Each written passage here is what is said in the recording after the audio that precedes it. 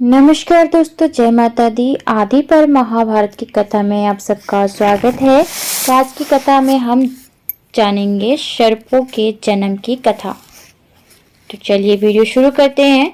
शौनक जी ने प्रश्न किया, सूत नंदन उग्रश्रवा, अब आप आस्तिक की ऋषि की कथा सुनाइए, जिन्होंने जन्मेजय के सर्प स्तर में नागराज तक्षक की रक्षा की थी।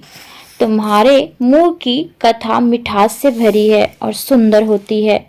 अपने पिता के अनुरूप पुत्र हो, उन्हीं के समान हमें कथा सुनाओ। उग्रश्रवा ने कहा, आयुष्मान, मैंने अपने पिता के मुंह से आस्तिक की कथा सुनी है, वही आप लोग को सुनाता हूँ। सत्ययुग युग में दक्ष प्रजापति की 2 कन्याएं थी, कद्रु और बिंता।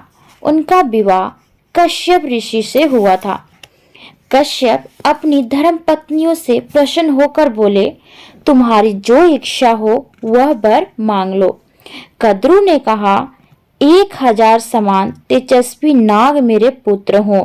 बिंता बोली, तेज शरीर और बल विक्रम में कद्रु के पुत्रों से श्रेष्ठ केवल 2 ही पुत्र मुझे प्राप्त हों। कश्यप जी ने तथावस्तु कहा। दोनों प्रसन्न हो गई। सावधानी से गर्भ रक्षा करने की आज्ञा देकर कश्यप जी वन में चले गए। समय आने पर कद्रु ने 1000 और बिंता ने 2 अंडे दिए। दासियों ने प्रसन्न होकर गर्म बर्तनों में उन्हें रख दिया।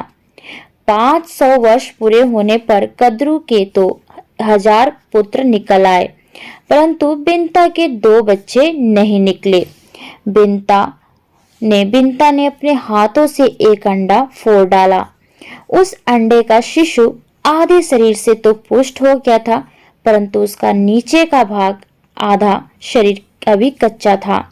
नवजात शिशु ने क्रोधित होकर अपनी माता को शाप दिया, माँ, तूने लोभवश मेरे अधूरे शरीर को ही निकाल दिया है, इसलिए तू अपनी उसी सौत की 500 वर्ष तक दासी रहेगी जिससे तू डाह करती है।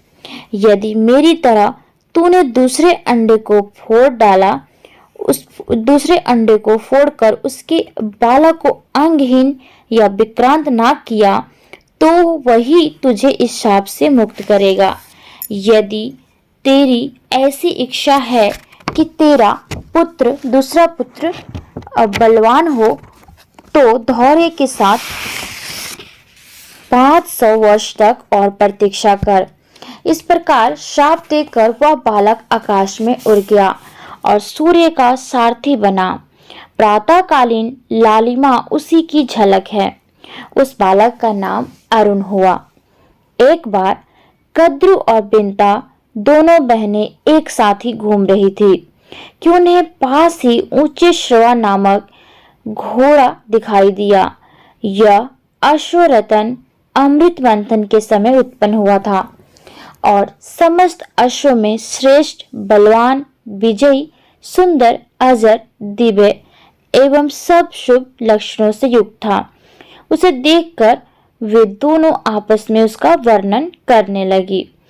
तो इसकी अगली कथा में आपसे मिलते हैं कि इसमें घोड़ा जो है वो कैसे समुद्र मंथन से आया, तो उत्पन्न हुआ। तो आज्ञा दीजिए, तब तक के लिए इजाजत दीजिए। धन्यवाद।